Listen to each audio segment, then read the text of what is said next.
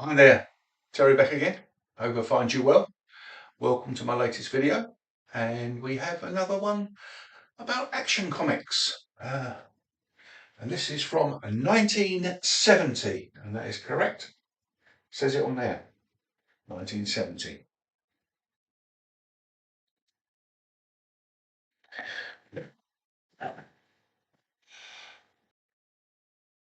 Right then, off we go.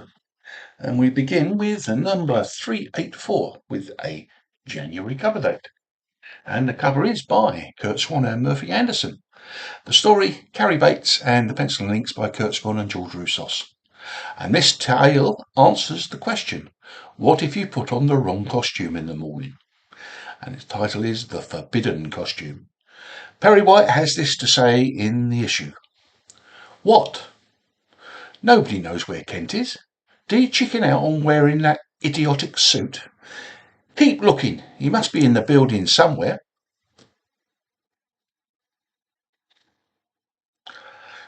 And this page doesn't want to come off. And then the Legion tale inside, Lament for a Legionnaire. Jim Shooter writing, Kurt Swan and Jack Abel with the pencils and inks. And in this tale, Monel is to die in 5 days. Dream Girl foresees this. Monel says, so be it, and continues with his Legion duties. A relation from the future makes plans for this not to happen, if he can stop it. Right, next we have number 385, February cover date. Cover by Kurt Swan. And this and the next two issues show the story of the immortal Superman, written by Carrie Bates, pencil and inks Kurt Swan and George Roussos. The Time Trapper covertly induces Superman to use a defective time bubble to journey to the year 101,970 AD and places a time barrier behind him so he can only go forward. Also, the damage done to the bubble causes Superman to age, but not die. He meets 3 heroes of the time period who give him immunity to everything that was able to harm him. So, all you clever people, put it in the comments which are those. Anyway, the Legion story, The Fallen Starboy, is written by E. Nelson Bridwell and Wim Mortimer and Jack Abel with the pencils and inks. Starboy comes up against the brother of a man he once killed in self-defense. This brother wants his revenge. Then we have 386, March, and another lovely Kurt Swan cover. And we visit the home for old superheroes. Carrie Bates writing, Kurt Swan and George Roussos with the art. Even further in time, Superman finds that superpowers have been banned and he is shipped off to an old people's home for superheroes. But he, along with the aged superheroes, saves Metropolis of that era, and the ban is rescinded. But Superman continues his journey into the future. And the Legion story. Zap goes the Legion. Edward Nelson Bridwell still writing, Wim Mortimer and Jack Abel still with the art. And a seemingly rehabilitated former Legion villainess issues a challenge to a number of Legionnaires after defeating several others by using a weapon that turned their powers against them. Guess how she gets defeated? Again, let me know in the comments. 387 April with another Kurt Swan cover. Even a Superman dies. Or does he? And we have Carrie Bates, Kurt Swan and George Roussos with the story. And this brings it to a close. Superman rescues some astronauts in 801,970 and then goes to the year 1,001,970. Those numbers sound familiar. He terraforms and repopulates a barren Earth, survives the attack of a drone weapon powered by the long-dead intellect of Lex Luthor, and is helplessly thrown through the time barrier into the future by a comet. What happens next seems to prove that Friedrich Nietzsche was right, that time is a flat circle, an eternal reoccurrence. See, philosophy on this channel. Whatever next. Superman blacks out and then relives events from his childhood, boyhood and adulthood until he returns to the point he first took the time trip. But this time he doesn't get on the time bubble. So it's like those million+ years never ever happened. And the Legion story, One Hero Too Many. Again, E. Nelson Bridwell, Win Mortimer and Jack Abel with the story. And this tale is quite apt for me because I've just seen what our Chancellor has done in her budget. Tax, tax, tax. And this tale deals with the taxing a members club taxing a members club if it has over 25 members.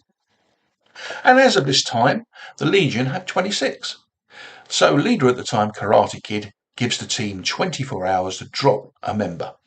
Sounds good. Or they have to pay all the back taxes. Several of them offer to resign, but Karate Kid doesn't accept their resignations. But Superboy quits and leaves before Karate Kid can refuse. Superboy didn't rejoin until Superboy number 200, 4 years later. But he did continue as a reserve Legionnaire within that 4-year period.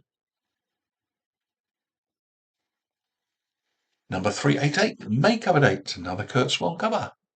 This nutty tale called Puzzle of the Wild World, written by Carrie Bates and pencil links Kurt Swan and George Roussos. The experiment of Professor Farlow, nerd, creates a distorted duplicate Earth, which displaces Earth 1 into another dimension, while Superman is away in space. He returns to find a wacky parody world in which Sergeant Rock is still fighting World War II and seeking revenge on that Earth's Superman for beating him to the hand of Lois Lane. We have a hirsute Lex Luthor when he gets mad, and Bizarro is a genius. And also Mr. Mxyzptlk is a dummy. So no change there. Fun ensues. And this month, the Legion tale is a reprint. It's from Adventure Comics number 302, November 62. It was called The Sun Boy's Lost Powers. And the Sun Boy's Lost Powers title says it all. And next we have number 389, June cover date. And we have, of course, another Kurt Swan cover. And as per the cover, The Kid Who Struck Out Superman. It's written by Leo Dorfman and art by Kurt Swan and George Roussos. And I think the ideas for some of these tales now are getting a bit thin. Superman inflates different sports balls with gas that is anti-ethical to an invading alien race's ship intakes, convincing them that they wouldn't be able to breathe Earth's air. So off they pop. And the new Legion tale this month is written by Carrie Bates. Pencil links were by Win Mortimer and Jack Abel. And it was The Mystery Legionnaire. An android made by 4 disabled criminals continues committing crimes for them. It comes up against several Legionnaires who at first capture it, but its head escapes. Guess what happens next? And unless you read this tale, you will never guess. Number 390, July cover date. The Self-Destruct Superman, written by Carrie Bates, Kurt Swan and George Roussos with the art. A machine developed back on Krypton by Jor-El, Superman's father, to use against enemy invasions even, should they occur, it is activated by accident and proceeds to chase Superman to eliminate him. Hence the name SEM, S-E-M, Superman Elimination Machine. Superman not knowing it comes from Krypton, tries to destroy it by travelling through time to large disasters he hopes this machine will be caught up in. But being from Krypton, it's as indestructible as he is. And yet again, Superman has to become inventive to stop this thing killing him. And the Legion story, The Tyrant and the Traitor, written by Edward Nelson Bridwell, pencil links Win Mortimer and Jack Abel. And in this story, the Legion are trying to stop what seems like an indestructible army, conquering planet after planet. And they secretly infiltrate the planet and try to succeed from the inside. Right, now we have 391, August cover date. Another great Kurt Swan cover. An imaginary tale. Yes, I know, they are all imaginary. But this is one of 60s style. Robert Kanigher writes, Ross Andrew and Mike Esposito with the art. The cover tells it all. Superboy Jr. is abusing his powers, so he loses them. And this story continues next issue. And the Legion story, The Ordeal of Element Lad. Edward Nelson Bridwell continuing the tale from last issue. Win Mortimer and Jack Abel continuing the art from last issue. And there's more infiltration and espionage to bring down these world dominators.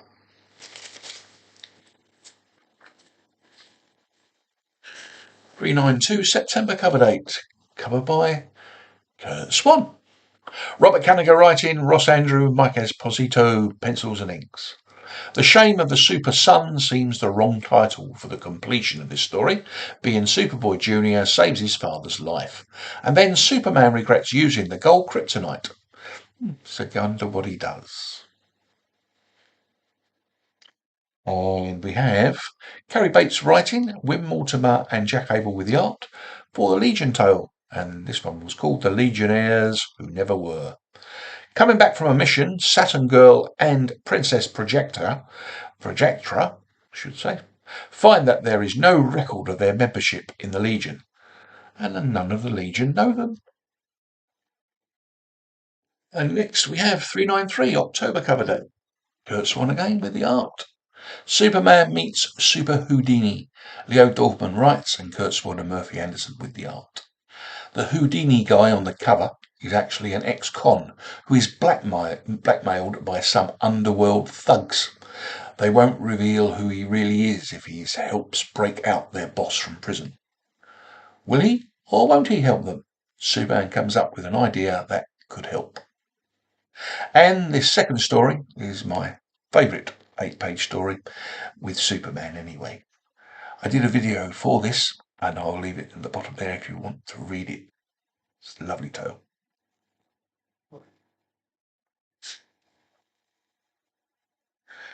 Number 394, November cover date, and Kurt Swan with the cover. Midas of Metropolis, written by Leo Dorfman, art by Kurt Swan and Murphy Anderson. Now he's only doing this on the cover, so I can't afford a Superman #1 for $9.1 million. But no, what he is burning is, well, surprise you, as Superman goes on a spending spree. And the second story, again by the creators of the first tale, this one is called Requiem for a Hot Rod, and in this story Clark defeats a cheat at playing chicken with fast cars.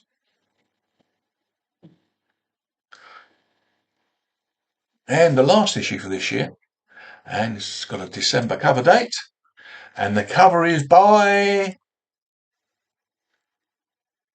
Carmine Infantino. Just for a change. Both tales by Leo Dorfman, Kurt Swan and Murphy Anderson.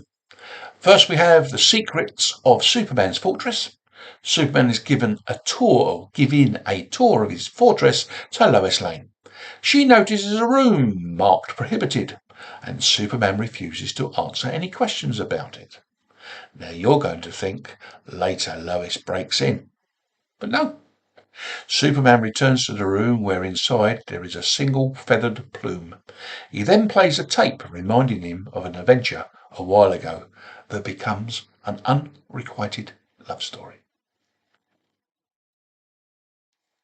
And lastly, we have The Credit Card of Catastrophe.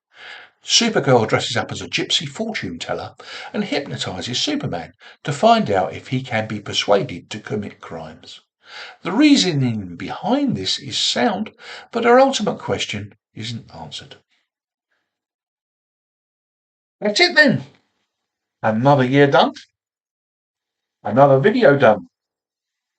Thank you very much for watching. If you'd like to put some comments in, if you'd like to give me a thumbs up, that would be brilliant. I'm really enjoying doing these videos, but have we seen enough of Superman and Action Comics, or do you want 1971 again? Let me know in the comments, and please comment about anything that's there. Ask me questions, whatever it is you fancy doing. Thank you very much for watching. I do appreciate it, and I will see you in the next one. Goodbye.